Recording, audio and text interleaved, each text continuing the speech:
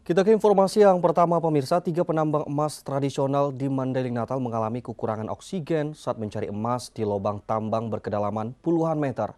Akibatnya 1 penambang tewas sementara 2 lainnya kritis.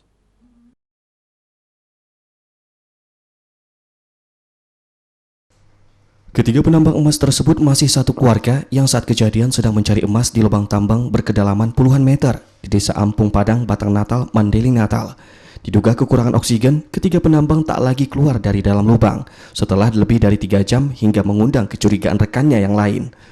Setelah diperiksa warga dan petugas yang masuk ke dalam lubang tambang, ketiga penambang yakni Sahri Lubis, Arsat Lubis, dan Rahmat Lubis ditemukan dalam kondisi lemas. Bahkan Sahri Lubis sudah tak bernyawa saat diangkat warga. Sementara 2 penambang lain kondisinya kritis dan langsung mendapat penanganan medis. Hingga kini polisi belum memberikan keterangan terkait kejadian tersebut dengan alasan masih dalam penyelidikan. Praktik penambangan emas liar dan ilegal dengan risiko berbahaya masih terus dilakukan sebagian warga di Mandailing Natal hingga kini. Demi memenuhi kebutuhan hidup, para penambang emas ini kerap mengabaikan keselamatan mereka sendiri. Dari Mandailing Natal, Ahmad Hussein Lubis, iNews melaporkan.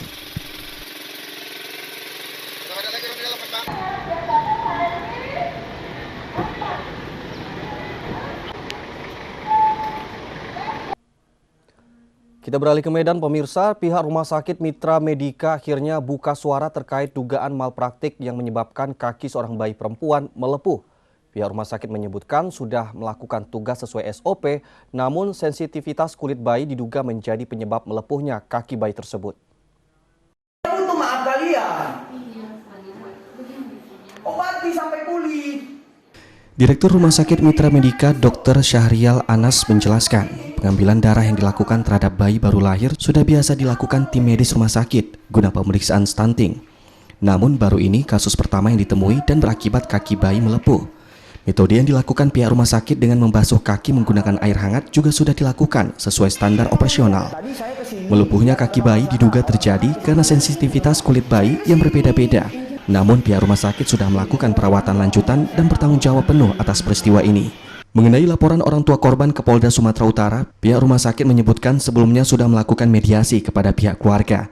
Pihak rumah sakit juga belum ada dilakukan pemeriksaan atau dimintai keterangan oleh pihak kepolisian.